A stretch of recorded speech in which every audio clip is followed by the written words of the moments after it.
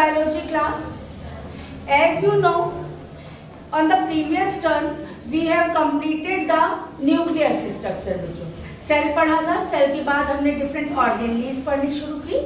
In that we have started that organelle, nucleus we have covered, and now today we are going to start that new organelle. That one is the mitochondria. Mitochondria. Mitochondria, it is known as the powerhouse of the cell.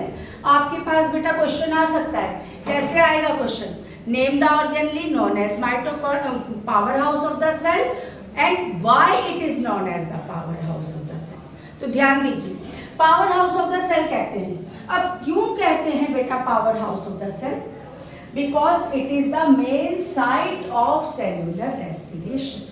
Cellular respiration हो रहा है, और आपको पता है जब respiration हो रहा है यानी कि उसमें ऑक्सीडेशन हो रहा है, ऑक्सीडेशन ऑफ ग्लूकोज हो रहा है. So here that is known as the power house because it is the main site of cellular respiration, oxidation of glucose to produce ATP. ATP energy produce करता है, produce energy in the form of ATP. Full form याद कर लीजिएगा बच्चों, जरा सा भी mistake नहीं होनी चाहिए इसमें. एडिनोसाइन है तो एडिनोसाइन ही होगा, एडिनोसाइन ट्राइफॉस्फेट, एडिनोसाइन ट्राइफॉस्फेट बेटा. अब देखो, अब now we have to move towards the structure of mitochondria. देखिए डबल मेम्ब्रेन बाउंड ऑर्गेनली है. अब इसका स्ट्रक्चर अगर देखते हैं तो स्ट्रक्चर देखेंगे तो डबल मेम्ब्रेन बाउंड ऑर्गेनली है. तो यहां पर बेटा देखेंगे तो we are able to get कि outer membrane you are able to get, then inner membrane. Okay, two membrane से और भी कुछ ऑर्गेनलीज हैं जिसको डबल मेम्ब्रेन बाउंड ऑर्गेनली कहते हैं बेटा. वो आपके पास क्वेश्चन भी आता है, name the double membrane bound organelle. तो उसमें एक तो एग्जाम्पल यही हो गया, और भी एग्जाम्पल है, जब हम कवर करेंगे ऑर्गेनली तो मैं बताती जाऊंगी. अब here you people are able to get finger like projections are present. इसका अपना डीएनए होता है बेटा, ध्यान रखिएगा, डीएनए अपना होता है.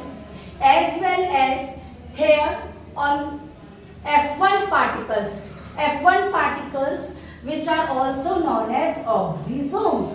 और क्वेश्चन आपके पास आएगा which one help in the formation of ATP in the mitochondria. तो ATP की फॉर्मेशन में कौन हेल्प कर रहा है बच्चों माइटोकॉन्ड्रिया में? That one is the F1 particle और ऑक्सीसोम. देन नेक्स्ट एक और है जो ये फोल्ड्स है, ये folds that one is known as cristae. Cristae का फंक्शन बेटा क्या है? It increase the surface area, it increase the inner surface area of mitochondria. Okay, ना अब क्या बच रहा है? एक चीज और बच रही है, क्या है वो? Ground substance. The ground substance of mitochondria is known as matrix. Matrix. Now ये this one is all about the structure of mitochondria. अब और कुछ चीजें हैं इससे बात करेंगे हम. क्या है? Mitochondria able to make their own protein, अपना प्रोटीन खुद बनाता है बेटा. That's why it is known as और regarded as the semi autonomous organelle. Semi autonomous organelle कह रहे हैं हम इसको. साथ में ये माइटोकॉन्ड्रिया कुछ जगह एब्सेंट भी है. कहाँ कहाँ एब्सेंट है? It is absent in the bacteria as well as RBC of mammals. RBC आपको पता है ना, red blood corpuscles in mammals. So that is absent in RBC. I think हम लोगों ने कवर कर लिया है काफी चीजें.